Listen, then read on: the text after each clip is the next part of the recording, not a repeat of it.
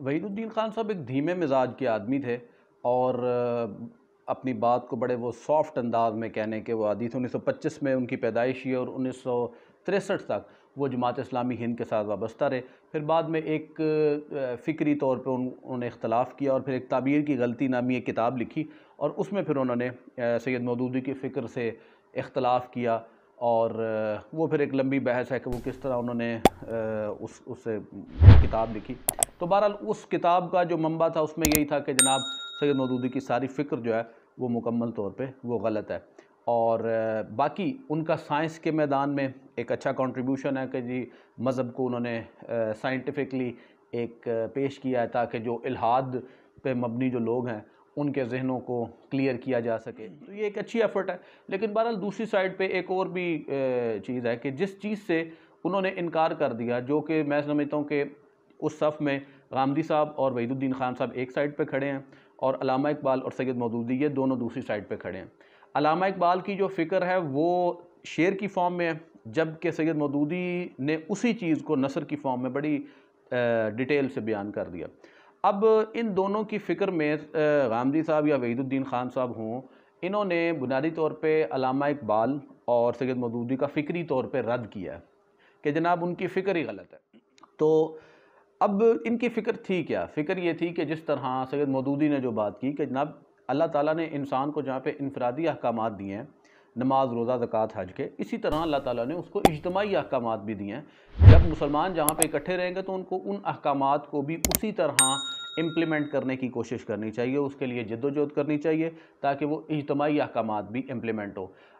سید مودودی کی جو فکر تھی اس میں یہ تھا کہ یہ جو اجتماعی احکامات ہیں یہ اتنے ضروری ہیں کہ یہ آپ کے انفرادی احکامات پہ بھی بہت زیادہ اثر ڈالتے ہیں۔ مثال کے طور پہ ایک شخص اگر ایسے معاشرے میں رہ رہا ہے جہاں پہ فحاشی اور یعنی بے تحاشا ہے، تو وہ کتنی دیر تک اپنے آپ کو، اپنے نفس کو اکیلا ہو کے وہ بچا لے گا اس فحاشی اور عریانی سے؟ ڈیفینیٹلی یہ خاص وقت آئے گا کہ جب وہ اس کے آگے بے بس ہو جائے گا۔ یہی حال یورپ کے معاشروں کا، یہی اقبال اور سید مودودی کی فکر ہے، جبکہ اس کے بالکل الٹ جو ہے وہ غامدی صاحب اور وحید الدین خان صاحب کی فکر ہے۔ وہ کہتے ہیں کہ نہیں، یہ اجتماعی طور پہ مسلمانوں کی کوئی ذمہ داری ایسی نہیں ہے، صرف ایک فرد کی یہ اللہ تعالیٰ نے ذمہ داری لگائی ہے کہ وہ اپنے آپ کو پیوریفائی کرے، اپنے آپ کو وہ اپنے نفس کو وہ پاکیزہ سے پاکیزہ کرتا چلا جائے، باقی یہ کوئی ذمہ داری نہیں ہے کہ جناب معاشروں کو درست کرنا ہے اور فلاں کرنا ہے۔ اسی لیے تو غامدی صاحب ہو گئے یا وحید الدین خان ہو گئے، یہ ان کے مطابق ان کا اسلام جو ہے وہ انڈیا میں بھی محفوظ ہے، یہ یورپ میں بھی اسی طرح محفوظ ہوتا ہے، ٹھیک ہے، اور یہ دنیا کے ہر ملک میں، غیر مسلم ملک میں بھی ان کو یہ کہتے ہیں کہ ہمیں کوئی ایشو نہیں ہے، وہاں پہ آپ بالکل اسی طرح اسلام کو پریکٹس کر سکتے ہیں جس طرح کہ اللہ تعالیٰ نے احکامات کو نازل کیا، 1400 سال پہلے والا آپ اسلام اسی طرح پریکٹس کر سکتے ہیں۔ جبکہ سید مودودی یا علامہ اقبال کے مطابق آپ غلامی میں رہ کے اسلام کو پریکٹس نہیں کر سکتے۔ انفرادی حوالے سے تو آپ کر سکتے ہیں، نماز روزہ زکوٰۃ حج آپ پڑھتے رہے، غیر مسلموں کو آپ سے اس سے کبھی بھی پرابلم نہیں ہوگا۔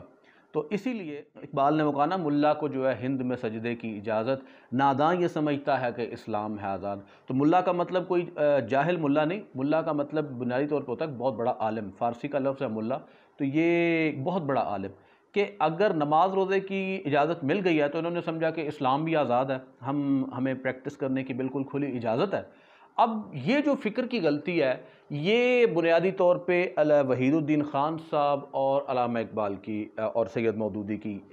جو ہے وہ ان میں یہ ڈفرنس ہے۔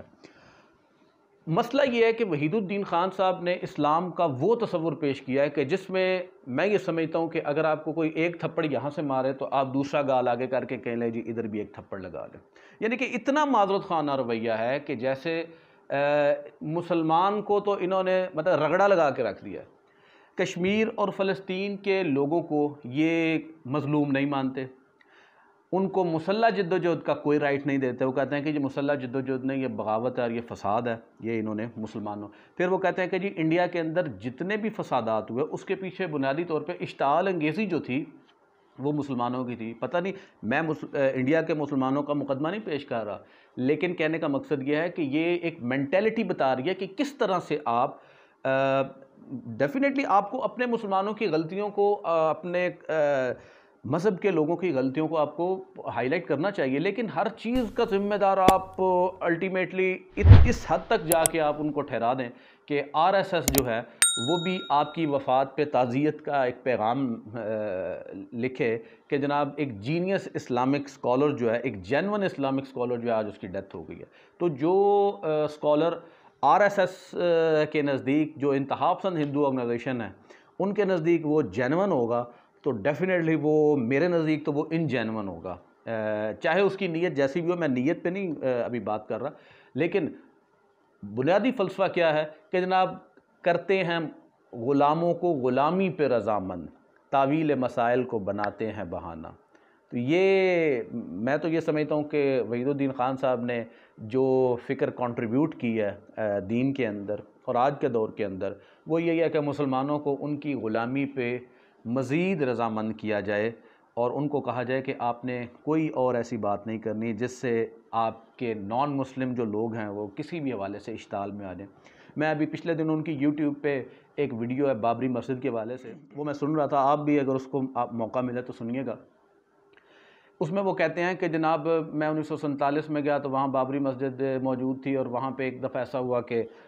ہندوؤں نے 3 بت رکھ دیے، اور پھر اس پہ مسلمانوں نے اچھی خاصی اشتعال انگیزی کی اور بڑا ادھم مچایا، اور پوری دنیا میں مسلمانوں نے ادھم مچایا کہ یہ کیوں ہے۔ پھر انہوں نے ایک انالوجی بنائی، سملیرٹی بنائی کہ جناب نبی صلی اللہ علیہ وسلم نے جب آنکھ کھولی تو اس وقت مکہ کے اندر 360 بت تھے، اور نبی صلی اللہ علیہ وسلم نے تو ان کو نہیں توڑا، ٹھیک ہے، کچھ نہیں کہا، بلکہ آپ اپنا کام کرتے رہے۔ تو بہرحال پہلی تو بات ہے، مجھے یہ سمجھ نہیں آئی کہ یہ انالوجی جو انہوں نے بنائی ہے، سملیرٹی بنائی ہے ان دونوں واقعات میں، وہ کیسے بنا لیا ہے۔ نبی صلی اللہ علیہ وسلم نے جس وقت دعوت دیا اس وقت تو کوئی وہاں پہ مسلمان ہی نہیں تھا سوائے نبی صلی اللہ علیہ وسلم کے۔ اس وقت تو آپ ابتدائی دعوت کے اس فیز میں تھے جس میں آپ صلی اللہ علیہ وسلم مجبور تھے کہ ان کی وہ بات مانیں، لیکن جیسے ہی آپ کو موقع ملا، جیسے ہی آپ نے مکہ فتح کیا، آپ نے 360 بتوں کو توڑ دیا۔ اب وحید الدین خان صاحب کے نزدیک تو اگر ہمیں یہ موقع ملے بھی تو میرا خیال آپ ان سے پوچھ لیں کہ اگر اب تو خیر وہ اللہ کے پاس چلے گئے، لیکن ان کی فکر کے مطابق اگر آپ کو موقع مل بھی جائے، آپ فتح کر بھی لیں، تو تب بھی آپ کے ان کے بت نہیں توڑ سکتے، ٹھیک ہے۔ مطلب کہ کہنے کا مقصد یہ ہے کہ غلامی جو ہے نا وہ ایک بڑی بری چیز ہے، وہ انسان کی نفسیات تبدیل کر دیتی ہے، آپ کو اپنا اصل بھلا دیتی ہے۔ میں ایک چھوٹی سی یہاں پہ مثال دوں گا، آپ کے پاس آپ روزمرہ سوسائٹی میں آپ دیکھتے ہوں گے کہ جب آپ کے پاس طاقت آتی ہے تو آپ کا بیہیویئر چینج ہو جاتا ہے، آپ کی لاجکس چینج ہو جاتی ہیں، آپ کی بات چینج ہو جاتی ہے، پھر آپ ایسے بات کرتے ہیں کہ ٹھہرو میں تمہیں ایسے دیکھ لوں گا۔ لیکن جیسے ہی آپ مظلوم بنتے ہیں تو پھر آپ کہتے ہیں دیکھیں ڈائیلاگ سے ہمیں بات کرنی چاہیے، ہمیں پیسفلی بات کرنی چاہیے۔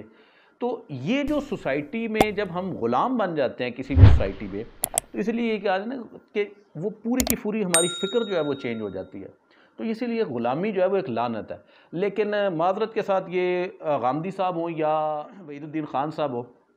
یہ ہمیں غلامی کو اتنا گلوریفائی کر کے دکھا رہے ہیں، وہ کہہ رہے ہیں اصل میں تو یہی آپ کے ہے۔ ہو سکتا ہے میں غلط ہوں، لیکن بہرحال میں جو ان کی فکر کی بنیادی چیزوں کو سمجھاؤں وہ یہی ہے کہ جناب یہ غلامی بڑی زبردست چیز ہے، یورپ کی آپ کو غلامی ہر حال میں کرنی چاہیے، اور یہی آپ کے لیے نجات کا راستہ ہے۔ اور اسی سے سید مودودی نے اور علامہ اقبال نے یہ اختلاف کا تھا۔ اور میں تو یہ سمجھتا ہوں کہ ہم ٹھیک ہے اس وقت اس پوزیشن میں نہیں ہے کہ ہم کوئی انقلاب برپا کر سکیں، لیکن کم از کم کوئی چنگاری تو جلتی رہنے دیں، کہ آپ وہ چنگاری بھی اپنے عقلی حوالے سے کچھ دلائل دے کہ وہ چنگاری بھی بجھانا چاہتے ہیں کہ مسلمان جو ہیں وہ چنگاری بھی چھوڑ دیں۔ تو یہ میرے نزدیک تو وحید الدین خان صاحب کو خود ایک تعبیر کی غلطی کا وہ شکار ہوئے ہیں۔ باقی اللہ تعالیٰ کے پاس وہ پہنچ چکے ہیں، اور اللہ تعالیٰ میرے نزدیک وہ نیک نیت عالم تھے، اللہ تعالیٰ ان کی غلطیوں سے درگزر کرے اور ان کی نیکیوں کی ان کو جزا دے۔